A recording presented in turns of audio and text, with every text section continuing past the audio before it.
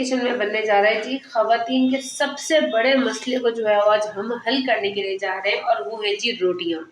बहुत सारी हमारी बहनें जो कि वर्किंग वूमेन हैं, या बहुत सारे ऐसा होता है कि रोटी पकाने का हमारा कभी कभी दिल नहीं करता, या अब जो है वो रमज़ान आने वाला है तो सहरी के वक्त में हमारा रोटी बनाने का दिल नहीं करता, तो या फिर हम आटा गूंद के रखते तो उस वक्त हमें दोबारा रोटियां बेलने का दिल नहीं करता। तो उसी के लिए हम आज अपने किचन में लेकर आए जी फ्रोज़न रोटियां। फ्रोज़न रोटियों से आपका बहुत सारा मसला हल हो जाएगा। आप इनको एक दफ़ा बनाइए, देखें जी ये सिकने के बाद रोटी है, और ये देखें ये रोटी तकरीबन जो है वो मेरी ये वाली रोटी जो है वो 1 हफ़्ता पुरानी है, जिसको मैंने डीफ्रॉस्ट करके सेका है। और ये देखें ये कितनी ही नरम है, ये देखें, ये देखें, ये देखें कितनी ये नरम है। आप इसको यूँ करें और यूँ करें, कोई इसमें क्रैक नहीं है, कुछ भी नहीं है। और आप इसको आराम से जो है वो सेव करें। 15 दिन के लिए आप फ्रोज़न रोटियां बनाएं और इसको फ्रीज़र में 15 टू 16 डेज़ आराम से रखें। और फिर इसके बाद आप जो है वो वक्तन फ़वक्तन जब आपका दिल करे, इवन कि आप सहरी में भी आपका दिल करे, आपने बस सिर्फ निकाला, सेका और तैयार। आए फिर मैं आपको बताती हूँ ये कैसे बनेगी आज ये फ्रोज़न रोटियाँ। बिस्मिल्लाहिर्रहमानिर्रहीम, अस्सलाम वालेकुम। जैसे कि आपको पता है कि आज हमारे किचन में बनने जा रही है जिस ज़िंदगी को आसान करने वाली रेसिपी, और वो है जी फ्रोज़न रोटियाँ। तो फ्रोज़न रोटियाँ बनाने के लिए ये मेरे पास जो है वो तकरीबन 2 कप जितना आटा है, गंदम का आटा है, जो चक्की का आटा भी कहा जाता है। अब इसमें शामिल करूँगी तकरीबन 8 टेबल स्पून जितना ऑयल,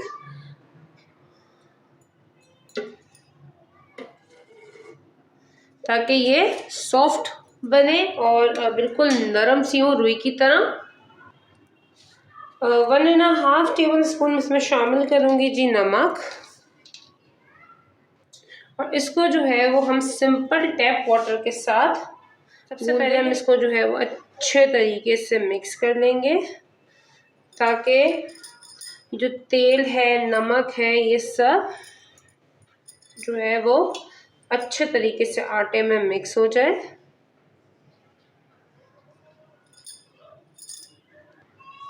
अच्छा, ये इतनी आसान हो जाती है ना ज़िंदगी इसके बाद, कि अगर आपने एक दफ़ा में बना के रख दिए तो ऑलमोस्ट आप इसको 15 डेज़ के लिए फ्रीज़र में जो है वो सेव कर सकते हो। और आपको जब भी खाना हो आपने निकाला, आपका दिल नहीं है रोटियां बनाने का। बहुत सी मेरी वर्किंग वुमेन बहनें हैं जो बाहर काम करती हैं, तो उनके लिए बड़ा मुश्किल होता है, तो एक ही दफ़ा में बनाएं और आराम से उसको आप 10 से 15 दिन इंजॉय कर सकते हो। ये इतनी ही नरम होंगी निकालने के बाद, 15 दिन तक इतनी ही नरम।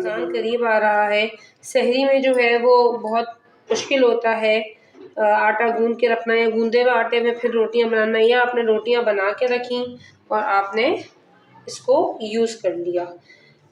सुबह जो है वो बहुत ऐसा होता है कि बच्चों को नाश्ता बना के देना, या पराठे, तो ना सिर्फ रोटी बल्कि आप इसके जो है वो पराठे भी बना सकते हैं।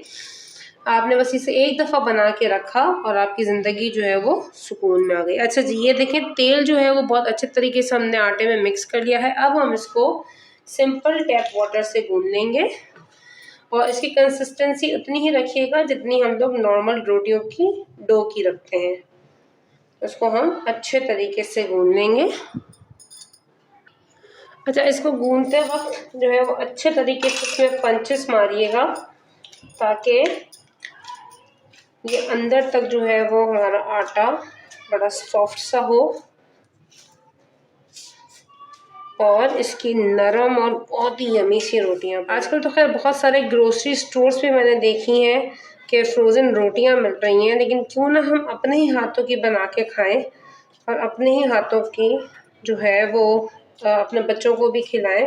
बस एक दफ़ा की मेहनत है और 15 दिन का सुकून है, और बहुत ही सॉफ्ट होती हैं ये, और टेस्ट में भी बहुत ही ज़बरदस्त है। आप जब भी निकालोगे लगेगा ही नहीं कि ये फ्रोज़न है।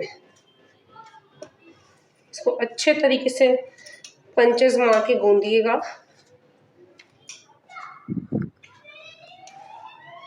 अच्छा जी, ये देखें हमारा जो आटा है उसका डो जो है वो गूंद चुका है, और ये देखें जी इसकी कंसिस्टेंसी ऐसी रखनी है हमने।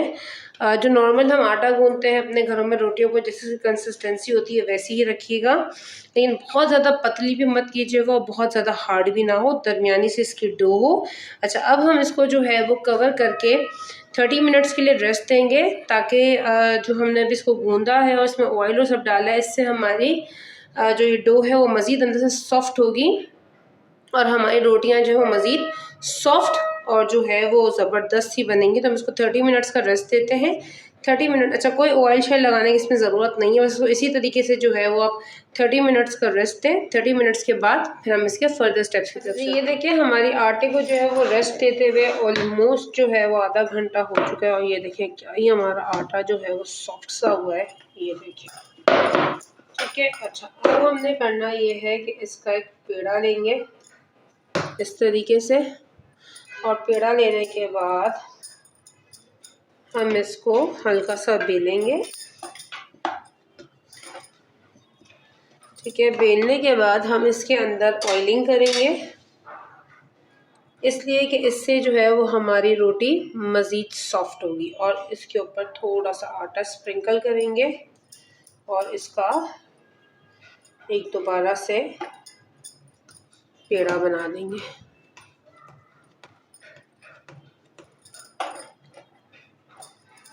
ये इस तरीके से।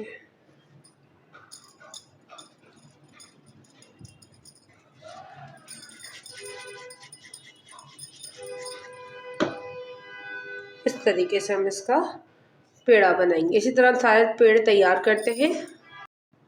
अच्छा, तो ये देखिए सारे के सारे जो हमारे पेड़े हैं वो तैयार हो चुके हैं। अब हमने क्या करना है, हमने करना ये है कि एक पेड़ा लिया, इसको आटे के खुश्के में जी डिप किया। डिप करने के बाद हम इसकी बनाएंगे जी रोटी। ये देखिए जी मैंने इसकी एक रोटी बना ली है।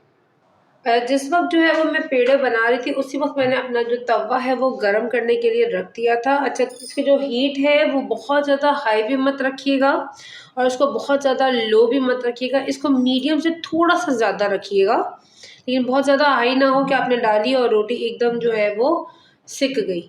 हमने क्योंकि इसको फ्रोज़न बनाना है, इसको जो है हमने सेव करना है, इसलिए इसकी जो हीट है वो मीडियम से थोड़ी सी ऊपर होनी चाहिए, ज़्यादा नहीं। अब हम करेंगे ये कि हम अपनी रोटी उठाएंगे और तवे पे डाल देंगे। 3 से 4 सेकंड हम इसकी एक साइड को जो है वो सेकेंगे। ये देखिए हल्के हल्के आपको बबल्स आना नज़र आ गए। इसी जैसे आपको हल्के हल्के बबल्स अपेयर हों आप इसको फ्लिप कर दें, बस इतने से ही इसमें मार्क्स आने चाहिए, ज़्यादा नहीं। इसी तरह हम हल्का सा पीछे से सेकेंगे, मतलब सेकंड साइड हमने फ्लिप किया उसको भी 2 से 3 सेकंड्स के लिए सेकेंगे। ये देखिए नीचे से जब वो सिक रही है तो ऊपर इसके बबल्स आना स्टार्ट हो गए, तो हम इसको उतार लेंगे। ये देखिए जी, ये हमारी फ्रोज़न रोटी तैयार है। ये बैक साइड से भी इतनी ही सेकी है, ज़्यादा नहीं सेकनी, और फ्रंट से भी इतनी ही है। मैं तमाम की तमाम तैयार कर लूँ, फिर इसके बाद मैं आपको इसका सेव करने का तरीका बताती हूँ। अच्छा जी, ये देखिए ये हमारी तमाम की तमाम जो फ्रोज़न रोटियां हैं वो बिल्कुल तैयार हो चुकी हैं सेक कर। अच्छा, इसको इसी तरीके से ना फैला के रखिएगा जैसे मैंने फैला के रखी है। जब सेकते जाओ उसको इसी तरह से फैला फैला के रखिएगा। अब मैं आपको इसको सेव करने का तरीका बताती हूँ। इसको सेव करने के लिए सबसे पहले आपने एक बटर पेपर की शीट बिछाई इस तरीके से। इस तरीके से सबसे पहले एक बटर पेपर की शीट बिछाएंगे और आप अपनी एक रोटी को रखेंगे। फिर आप इसके ऊपर दूसरी बटर पेपर की शीट बिछाएंगे और फिर आप अपनी दूसरी रोटी को रखेंगे। इसी तरह आप रोटियों की तह बना लेंगे। जी, इसको इस तरह से तह लगाने के बाद हम इसको बड़े ही प्यार से उठाएंगे ऐसे। अच्छा जी, इस तरह से हम किसी भी पॉलीथीन बैग आपके पास हो, कोई शॉपर हो आपके पास जिसमें ये बिल्कुल इसी तरह से स्ट्रेट रह सके, आप इसको बिल्कुल इसी तरीके से इसमें स्ट्रेट रखेंगे। कोई भी आपके पास अगर बड़ा जिप लॉकर बैग है तो उसके अंदर, नहीं तो आप जो हमारे घर में कैजुअल ग्रॉसरी के अंदर बड़े बड़े शॉपर्स आते हैं, आप उसके अंदर इसको रखें। रखने के बाद आप इसको सिंपल इस तरह से फोल्ड करें ऐसे और आप इसको फ्रीज कर दें। आप इसको 15 to 16 डेज़ भी फ्रीज़ कर सकती हैं इन रोटियों को, और यकीन जानना है कि अगर आप 12 दिन के बाद भी ये रोटियाँ निकाल के खाएंगी और इसको सेकेंगी और सेक के फिर खाएंगे तो इतनी ही ये नरम और सॉफ्ट है कि आपको पहचानना मुश्किल हो जाएगा कि आपने जो है ये फ्रोज़न बनाई है या ताज़ी बनाई है। तो हम इसको तो जो है वो फ्रीज़ कर देते हैं, और मैं आपको जो अपना पुराना बैच जो मैं बना के रखती हूँ उसमें से मैं आपको 1-2 सेक के दिखाती हूँ। अच्छा जी, ये देखेंगे मेरे पास तकरीबन 1 वीक पहले की रोटी है जिसको मैंने जो है वो फ्रोज़न करके रख दिया था। अच्छा, जब आप इसको जो है वो डीफ्रॉस्ट करें तो उसका तरीका सिर्फ इतना सा है कि आपको जब भी खानी है उससे तकरीबन हाफ़ एन आवर पहले इसको बाहर रखें ताकि इसकी जितनी भी ठंड है वो ख़त्म हो जाए। और अब मैं इसी रोटी को आपको सेक के दिखाती हूँ।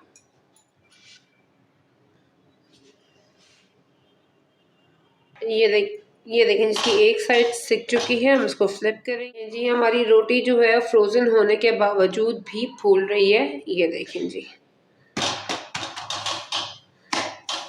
क्या फूली हमारी रोटी, और ये देखें जी ये सेकंड साइड से भी सिक चुकी जी। ये हमारी फ्रोज़न रोटियां सिकने के बाद आपके सामने हाजिर हैं। आप इसको देख के कह सकते हो कि ये तकरीबन 1 हफ्ते की पुरानी रोटी है जो मैंने फ्रोस्ट करके रखी हुई थी, और आप इसको डीफ्रॉस्ट करके इसको मैंने सेका है। और यकीन करें ये अभी भी स्टिल इतनी ही नरम है और फूली भी है, जिसमें आपको दिखाया भी है। ये देखें ये हमारी रोटी है, ये देखें ये किया, और ये देखें जी ये अभी भी इतनी ही नरम है, इतनी ही यमी है, और आप इसको कह ही नहीं सकते हो कि ये जो है वो फ्रोज़न रोटी है। क्योंकि बेशतर ऐसा होता है कि वो टूट जाती हैं, क्रैक पड़ जाते हैं, लेकिन अभी भी ये स्टिल नरम है। मैंने आपको अभी दिखाया भी है कि ये फूली भी है। तो आप जो है जितनी भी मेरी बहनें हैं जो कि वर्किंग वुमेन हैं, या वो बहुत सारी बहनें जिनको सुबह बच्चों को नाश्ते में उस वक्त बेल के देने में रोटी प्रॉब्लम होती है या उन्हें सुस्ती होती है, उसके लिए बेहतरीन है। अभी रमज़ान शरीफ आने वाला है तो सहरी के लिए भी आप ये फ्रोज़न रोटियाँ, क्योंकि बहुत सारे हमारे घर के मेंबर्स रोटी खाना ज़्यादा प्रेफर करते हैं, तो आप ये फ्रोज़न रोटियाँ बनाएं और इसको जो है वो फ्रीज़ करें। सिर्फ 1 घंटा पहले निकालें, आधे घंटे पहले इसको डीफ्रॉस्ट करें और इसको सेकें, और यकीन करें आपकी ज़िंदगी आसान हो जाएगी।